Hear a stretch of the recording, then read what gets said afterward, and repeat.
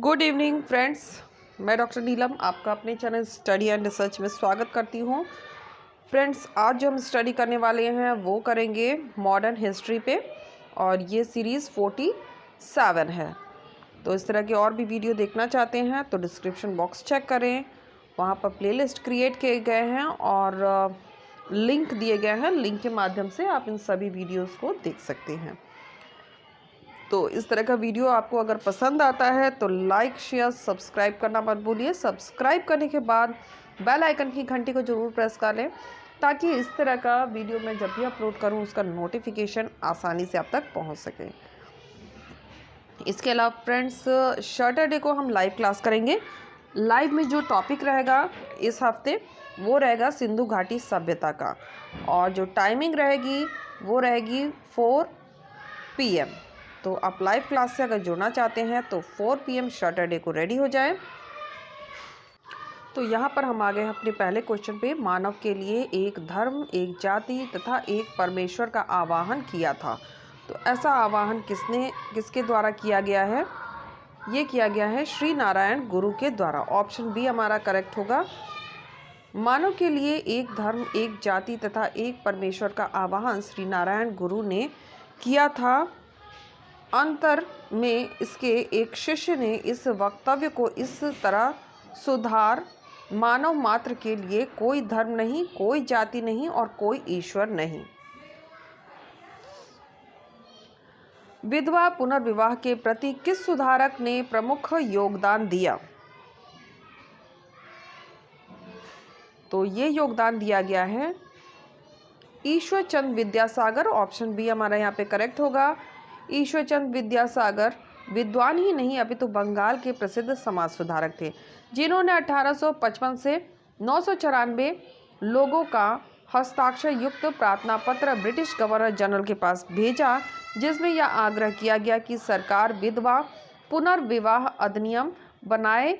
उनके इस प्रयास से 26 जुलाई 1956 को विधवा पुनर्विवाह अधिनियम 1956 में लॉर्ड डलहौजी द्वारा पारित किया गया, जिसमें विधवा पुनर्विवाह को वैधानिक मान्यता प्रदान की गई। गोद प्रथा निषेध का सिद्धांत किस पर लागू किया गया?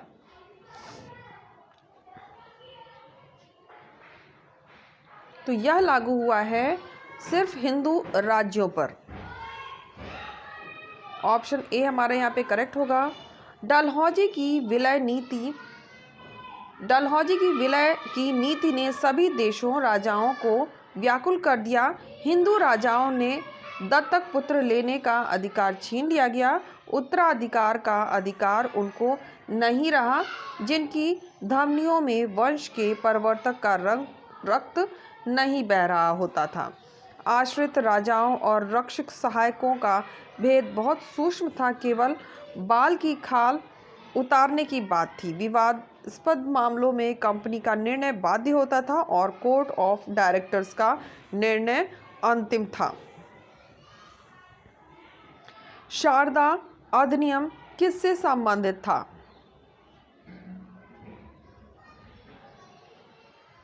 तो यह अधिनियम संबंधित था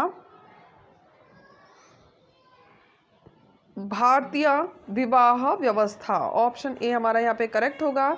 अजमेर निवासी एवं प्रसिद्ध शिक्षाविद डॉक्टर हरिविलास शारदा के अथक प्रयासों से एक बाल विवाह निषेध कानून 1929 में बनाया गया। इन्हीं के नाम पर इस कानून को शारदा एक्ट कहा जाता है। इस अधिनियम के अनुसार लड़कियों व लड़कों के विवाह की न्यूनतम आयु क्रमशः 14 व 18 निर्धारित की गई। बंगाल के प्रथम पीढ़ी के अंग्रेजी शिक्षा प्राप्त नवयुवकों पर निम्न में से किसका प्रभाव सबसे अधिक पड़ा? तो ये प्रभाव पड़ा है विलियम डिरोजियो का। यंग बंग आंदोलन के जनक हेनरी विवियन डिरोजियो का सबसे अधिक प्रभाव बंगाल के प्रथम पीढ़ी के अंग्रेजी शिक्षा प्राप्त नवयुवकों पर पड़ा था। किसने कहा था कि हिंदू और मुसलमान भारत की दो आंखें हैं?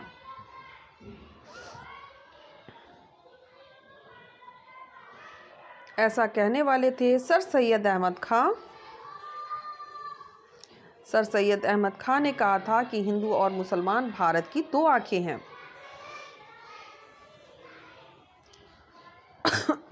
सॉरी, किसने पुनर्जीवित किया?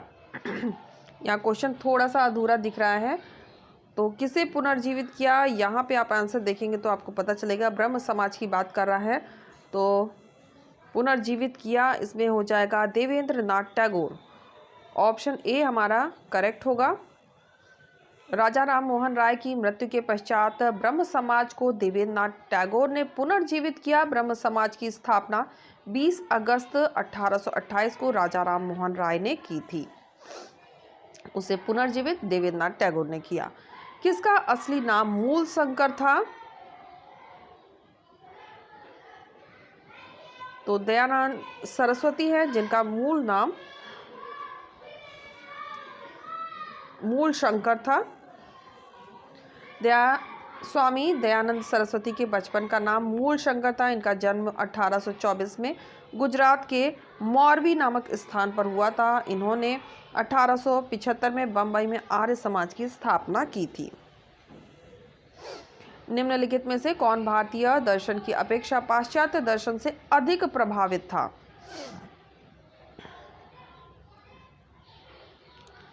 तो पाश्चात्य दर्शन से जो प्रभावित था वो था राजा राम मोहन राय। राजा राम मोहन राय वस्तुतः प्रजातंत्रवादी और मानववादी थे। उन्हें भारतीय पुनर्जागरण का मसीहा, अतीत और भविष्य के मध्य सेतु, भारतीय राष्ट्रवाद का जनक और आधुनिक भारत का पिता तथा युग दूत भी कहते हैं। तो बहुत सी उपाधियां इन्हें प्राप्त हुई हैं।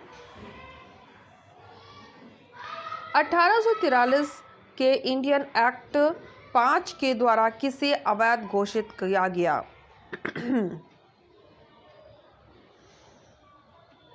तो ये घोषित हुआ है गुलामी प्रथा को। ऑप्शन डी होगा।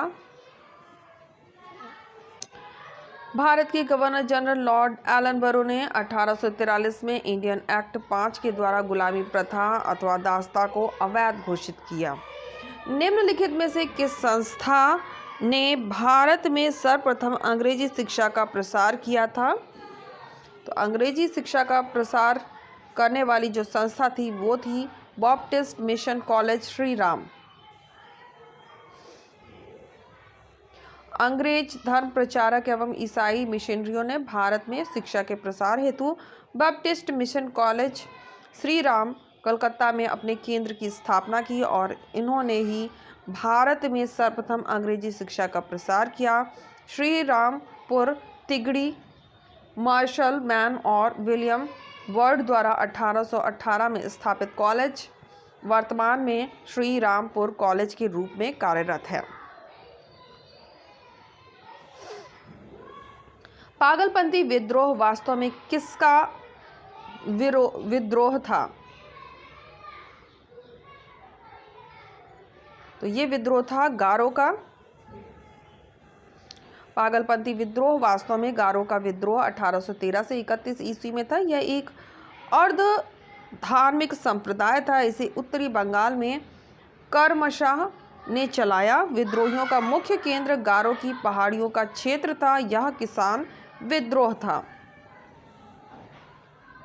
निम्न में से किस विद्रोह का नेता बिरसा था? तो बिरसा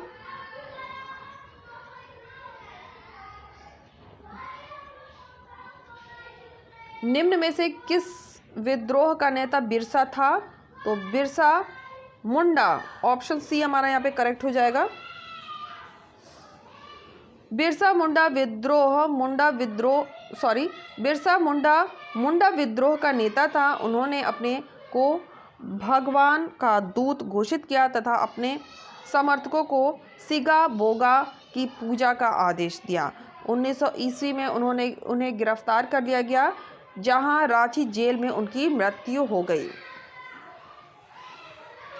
अधोलिखित में से किसके द्वारा प्रार्थना समाज को प्रारंभ किया गया था? तो प्रार्थना समाज को प्रारंभ किया ये प्रारंभ हुआ है आत्माराम पांडुरंग, ऑप्शन सी हमारा यहाँ पे करेक्ट हो जाएगा। ब्रह्म विचारधारा महाराष्ट्र में भी फैली और यहाँ पे 1849 में एक परमहंस सभा आरंभ की गई। 1867 में केशव चंद्र सेन की प्रेरणा से बम्बई में आत्माराम पांडुरंग ने प्रार्थना समाज की स्थापना की। प्रार्थना समाज के अन्य प्रमुख में महागोविंद रनाडे, एन.जी. चंद्रावरकर आदि थे।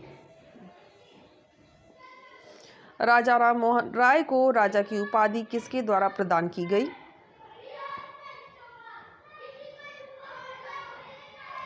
तो ये उपाधि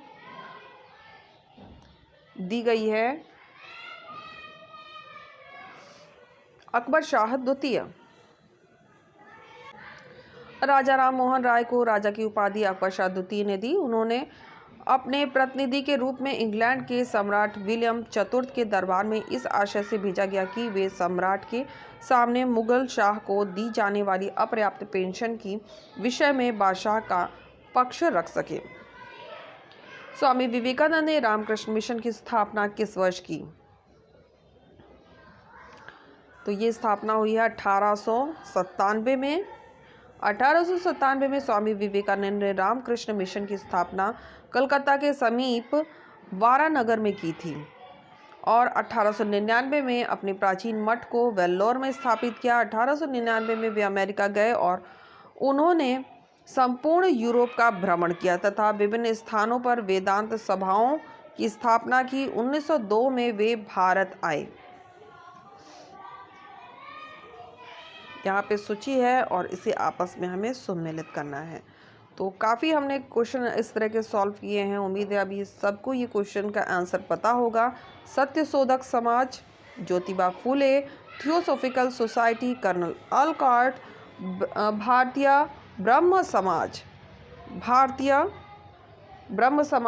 और आदि ब्रह्म समाज हो जाएगा देवेंद्र नाथ टैगोर और भारतीय ब्रह्म समाज हो जाएगा केशव चंद्र सेन।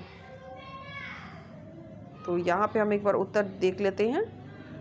आदि ब्रह्म समाज देवेंद्र नाथ टैगोर, भारतीय ब्रह्म समाज Keshav Chandra Sen, theosophical society colonel अलकॉट और सत्यशोधक समाज ज्योतिबा फूले। बहावी संप्रदाय का उद्भव हुआ। तो इसका उद्भव हुआ है अरब में। अरब में उत्पन्न बहावी संप्रदाय इस्लाम की एक कट्टर शाखा है। मौलवी अब्दुल बहावी द्वारा चलाया गया यह आंदोलन कुरान को मानता है एवं कुरान हदीस की विरोधात्मक व्याख्याओं की परिस्थिति में अंत चेतना से निर्णय पर जोर दिया।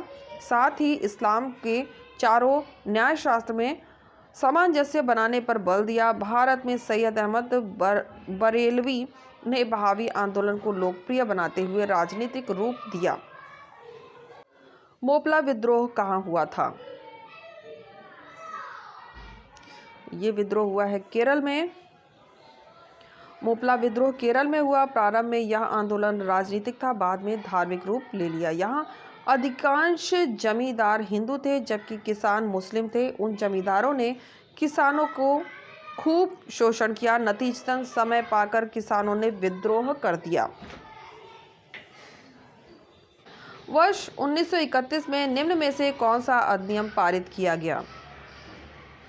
तो यह अधिनियम था भारतीय समाचार पत्र संकटकालीन शक्तियां अधिनियम। 1931 में इंडियन प्रेस इमरजेंसी एक्ट पारित किया गया जिसे भारतीय समाचार पत्र या संकटकालीन शक्ति अधिनियम भी कहते हैं। भारत में पहली एशियाटिक सोसाइटी की स्थापना हुई थी। एशियाटिक सोसाइटी की स्थापना हुई है कलकत्ता में। भारत में प्रथम एशियाटिक सोसाइटी की स्थापना बंगाल कलकत्ता में 1784 में हुई थी। सर विलियम जोन्स ने इस संस्था को स्थापित किया। बाद में इस संस्था में विभिन्न ग्रंथों का अनुवाद किया गया। बंबई में प्रथम महिला विश्वविद्यालय की स्थापना किसके गंभीर प्रयास से हुई? तो हमारा उत्तर बनेगा डी के कर्वे। डी के कर्वे के प्रयासों से 1906 में बम्बई में प्रथम महिला विश्वविद्यालय की स्थापना की गई। उन्होंने 1896 में पूना में विधवा आश्रम की स्थापना की। प्रार्थना समाज प्रारंभ किया गया था। प्रार्थना समाज प्रारंभ किया गया है आत्माराम पांडुरंग के द्वारा। ब्रह्म समाज ब्रह्म विचारधारा महाराष्ट्र में फैली और 1849 में परमहंस सभा आरंभ की गई। 1867 में केशव चंद्र सेन की प्रेरणा से बंबई में एक प्रार्थना समाज स्थापित किया गया। इसके संस्थापकों में मुख्य रूप से आत्माराम पांडुरंग थे। इसमें समाज सुधार के 4 उद्देश्य थे। नेक्स्ट क्वेश्चन, बहावी आंदोलन को किसने पवित्र युद्ध कहा? पवित्र युद्ध की संज्ञा दी है, तो ऐसा कहने वाले थे सैयद अहमद बरेलवी। सैयद अहमद बरेलवी ने बहावी आंदोलन को पवित्र युद्ध कहकर संबोधित किया। बहावी आंदोलन मुस्लिम धर्म में शुद्धता का प्रयास करते रहे। अंततोगत्वा यह आंदोलन धर्म निष्ठा की ओर बढ़ गया और अंग्रेजों ने दबाया। 1857 ईस्वी विद्रोह के बाद अंग्रेज मुसलमानों को शक की दृष्टि से देखते थे। उनका मानना था कि 1857 के विद्रोह में उनकी सक्रिय भागीदारी थी। डिरोजियो कौन थे? डिरोजियो थे एक अंग्रेजी शिक्षित बंगाली युवक।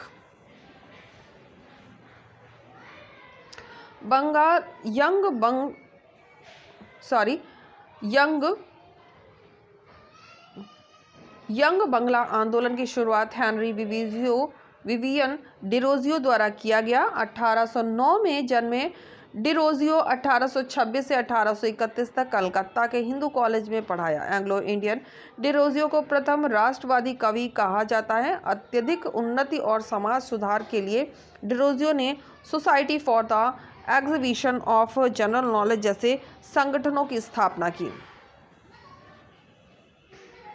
लॉर्ड डलहौजी ने किस एक्ट के द्वारा विधवा पुनर्विवाह को वैध घोषित किया? तो ये वैध घोषित किया गया है 1855 में। 1855 में ईश्वर चंद विद्यासागर ने विधवा पुनर्विवाह के पक्ष में आवाज खड़ी की।